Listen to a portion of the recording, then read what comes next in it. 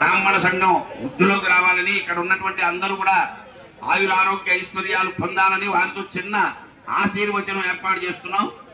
అందరూ కూడా మౌనంగా ఉండండి. ఇప్పటి వరకు మాట్లాడారు, నేను మొదట్లో చెప్పలేదు, ఇప్పుడు చెబుతున్నాను. విష్ణుమూర్తి వదిన గారి పేరు జ్యేష్ఠాదేవి, విష్ణుమూర్తి భార్య పేరు లక్ష్మీదేవి.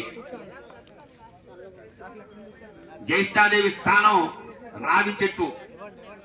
ఈ రావి చెట్టును అందుకని ఉత్త రోజుల్లో ముట్టుకోవద్దు, ఒక శనివారం నాడే ముట్టుకోండి అంటారు. దానికి కారణం ఏంటంటే శనివారం నాడు శ్రీ మహావిష్ణువు లక్ష్మీ సమేతుడే వదిన గారి దగ్గరికి వెళ్తాడు. ఎందుకు? ఆమెను ఓదార్చడానికి. ఎందుకు ఓదార్చడం?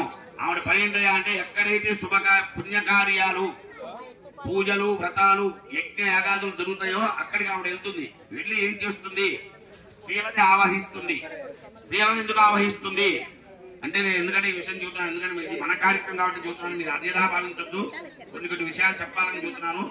ఆమె ఆవహించి ఏం చేస్తుందంటే, నేను నిన్న బొంబే డైకి వెళ్ళా, మంచి చీర కొనుక్కున్నా, ఇవాళ వస్త్రాల కంపెనీకి వెళ్తున్నా. ఇటువంటి మాటలు వస్తాయి. ఇవి ఎందుకు వస్తాయంటే మీ తప్పు కాదు, ఆ జ్యేష్ఠాదేవి ఆవహిస్తుంది. అందుకని ఆమెని వదిన గారి దగ్గరికి, అమ్మ నువ్వు పుణ్యకార్యాలు జరిగే చోటికి ఎందుకు వస్తున్నావు, ఎందుకు వచ్చి వాళ్ళని ఇబ్బంది పెడుతున్నావు? పుణ్యకార్యాలు జరగకపోతే సృష్టికి చాలా విఘాతకాలు ఏర్పడతాయి కాబట్టి అని ప్రతి శనివారం ఆ వదిన గారి దగ్గరికి వెళ్ళి లక్ష్మీ సమేతుడై వెళ్ళి పలకరిస్తూ ఉంటాడు.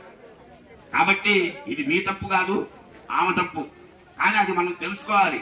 మనం ఎందుకు మాట్లాడుతున్నాము అనేది ఏంటంటే అంటే అది తెలుసుకుంటే మాట్లాడకుండా ఉంటామని. అందుకని చిన్న విషయం ఇందాకనే చూద్దాం అనుకున్నా. ఇందాక ఏంటంటే నన్ను అన్యదా భావిస్తారు. ఇప్పుడైనా ఎందుకు చెప్పానంటే ఇంకా భవిష్యత్ కాలంలో మనకి ఒక శక్తి ఆవహిస్తోంది కాబట్టి అది ఆవహించకుండా మనం మౌనంగా ఉందాము. అందుకనే అంటారు, ఏదన్నా వ్రతాలు కానీ పూజలు కానీ యజ్ఞ యాగాది కృతువులు జరుగుతున్నప్పుడు మనం వెళ్ళి మన కళ్ళతో చూస్తే 6% మనకు వస్తుంది. 100% ఉంటే 100%లో కర్త ఎవడైతే ఉన్నాడో వాడికి 60% వస్తుంది, చూసిన వాళ్ళకి 6% వస్తుంది, దాంట్లో పాల్గొన్న వాళ్ళకి 6% వస్తుంది, దానికి సహాయం చేసిన వాళ్ళకి 6%. ఇట్లా దాన్ని విభాజకం చేశారు. కాబట్టి ఇది మన కార్యక్రమం, మన అందరి కార్యక్రమం. కాబట్టి శాంతంగా భక్తిపూర్వకంగా ఉండి ఈ సంఘాన్ని ఇంకా బలోపేతం చేద్దామని, బలోపేతం అవ్వాలని కోరుకుంటూ ఇప్పుడు వేదాశీర్వచనం మొదలవుతుంది. మౌనంగా ఉండండి.